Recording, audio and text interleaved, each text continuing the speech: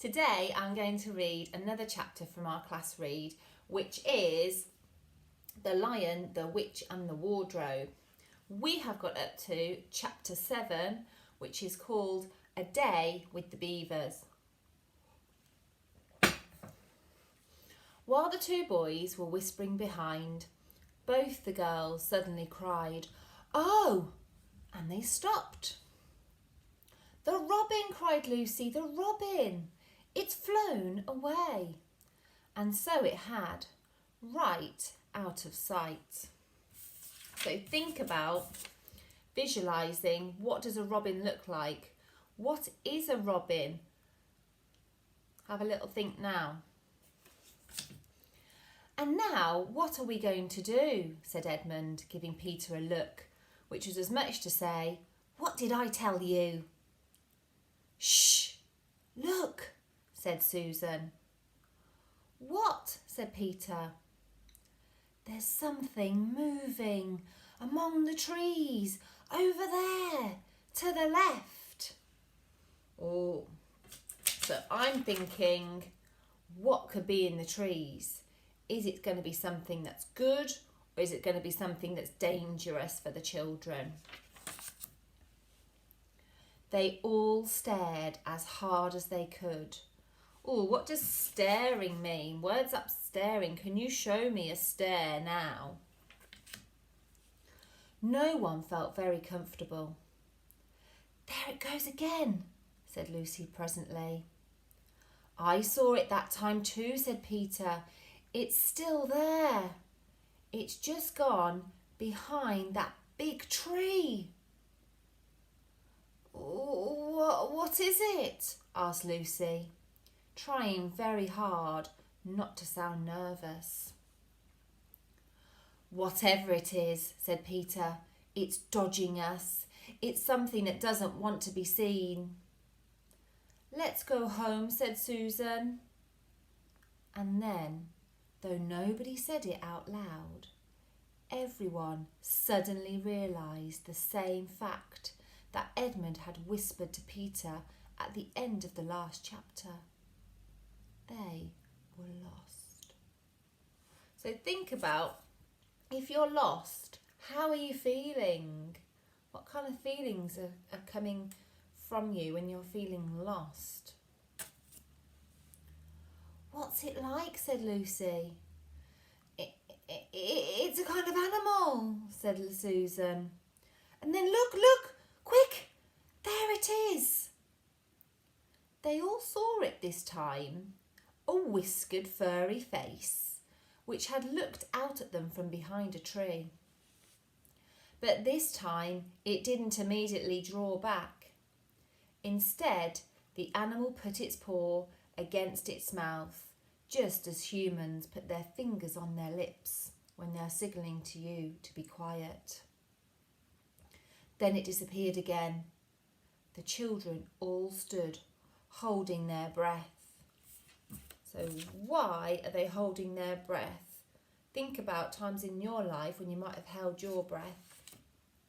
And also, can you visualise this animal putting its paw against its mouth? A moment later, the stranger came out from behind the tree. Ooh, words up, stranger. What does stranger mean? It glanced all around as if it were afraid someone was watching. It said hush, made signs for them to join it in the thicker bit of the wood where it was standing, and then once more disappeared. "I know what it is," said Peter. "It's a beaver. I saw the tail." Beavers have very wide tails at the back. "It wants us to go to it," said Susan, "and it is warning us not to make a noise."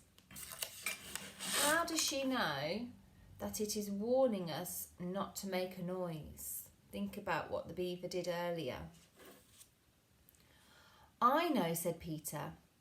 "The question is, are we to go to it or not? What do you think, Lou?" What do you think? Should the children go to it or not? I think it's a nice beaver, said Lucy. Yes, but how do we know? Said Edmund. Shan't we have to risk it? Said Susan.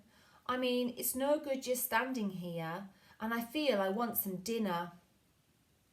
At this moment, the beaver again popped its head out from behind the tree and beckoned earnestly to them.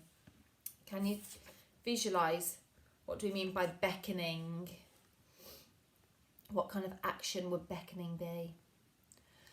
Come on, said Peter. Let's give it a try. All keep close together. We ought to be a match for one beaver if it turns out to be an enemy. So the children all got close together and walked up to the tree and in behind it, and there, sure enough, they found the beaver. But it still drew back, saying to them in a hoarse, throaty whisper, further in, come further in, right in here. We're not safe in the open. Why does the beaver want them to come further in to the tree? Only when it had led them into a dark spot where 4 trees grew so close together that their boughs met and the brown earth and pine needles could be seen underfoot, because no snow had been able to get there, did it begin to talk to them. Are you the sons of Adam and the daughters of Eve? It said. We're some of them, said Peter. Shh, said the beaver. Not so loud, please. We're not safe even here. Why? Who are you afraid of? Said Peter. There's no one here but ourselves. What is the beaver afraid of? Why is he telling them to be quiet? There are the trees, said the beaver. They're always listening. But most of them are on our side. But there are trees that would betray us to her. You know who I mean. And it nodded its head several times. So think about, who is he thinking about? Who do we know who's a lady, a her, in Narnia? And also, can you word that betray? Find a different word that we could use instead of betray in that sentence. But there are trees that would betray us to her. Think about another word you could use. If it comes to talking about sides, said Edmund, how do we know you're a friend? Not meaning to be rude, Mr. Beaver, added Peter, but you see, we're strangers. Quite right, said the beaver. Here is my token. And with these words, it held up to them a little white object. Oh, what could the little white object be? They all looked at it in surprise, till suddenly Lucy said, Oh, of course, it's my handkerchief, the one I gave to poor Mr. Tumnus. That's right, said the beaver. Poor fellow, he got wind of the arrest before it actually happened and handed this over to me. He said that if anything happened to him, I must meet you here and take you on to... Here the beaver's voice sank into silence, and it gave 1 or 2 very mysterious nods. Then, signalling to the children to stand as close around it as they possibly could, so that their faces were actually tickled by its whiskers, it added in a low whisper, They say Aslan is on the move, perhaps has already landed. And now a very curious thing happened. Think about word zapping curious. None of the children knew who Aslan was any more than you do. But at the moment the beaver had spoken these words, everyone felt quite different.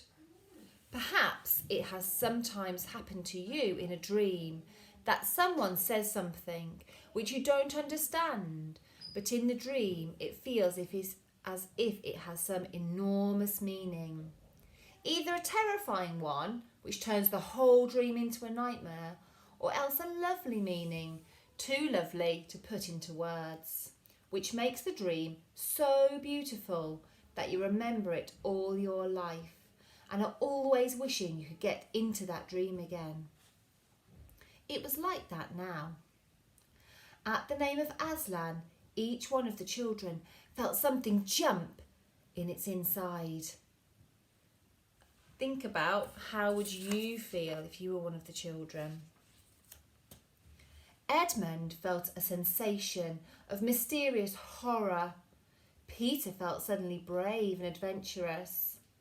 Susan felt as if some delicious smell or some delightful strain of music had just floated by her. And Lucy got the feeling you have when you wake up in the morning and realise that it is the beginning of the holidays or the beginning of the summer. So think about, how do you feel when that's time of in the summer, when the holidays are going to begin? And what about Mr. Tumnus? Said Lucy. Where is he? Shh, said the beaver, not here. I must bring you where we can have a real talk and also dinner. No one except Edmund felt any difficulty about trusting the beaver now, and everyone, including Edmund, was very glad to hear the word dinner. They therefore all hurried along behind their new friend, who led them at a surprisingly quick pace, and always in the thickest parts of the forest, for over an hour. Everyone was feeling very tired and very hungry when suddenly the trees began to get thinner in front of them, and the ground to fall steeply downhill. A minute later, they came out under the open sky. The sun was still shining, and they found themselves looking down on a fine sight. They were standing on the edge of a steep, narrow valley, at the bottom of which ran, at least it would have been running if it hadn't been frozen. Think about, why is it frozen? What do we know about Narnia? It was a fairly large river.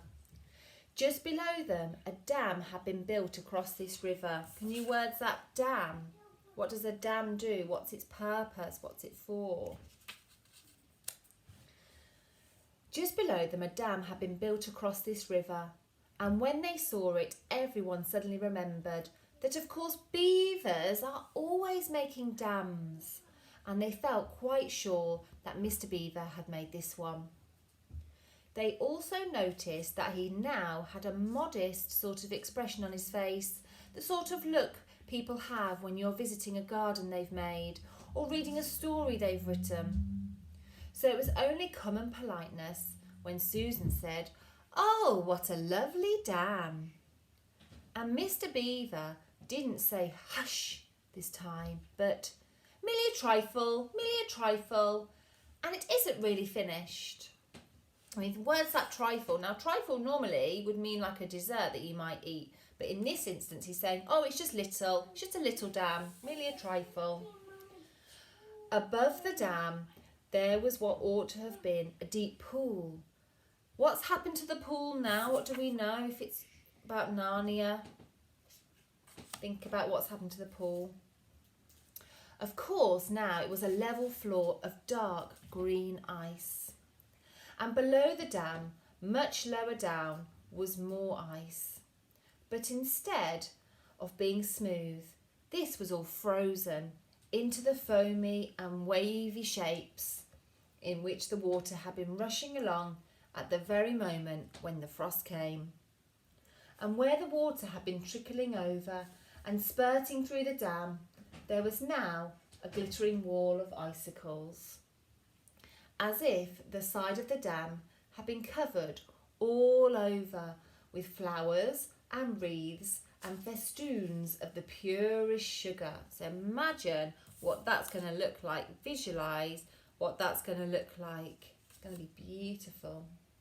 All white and icy.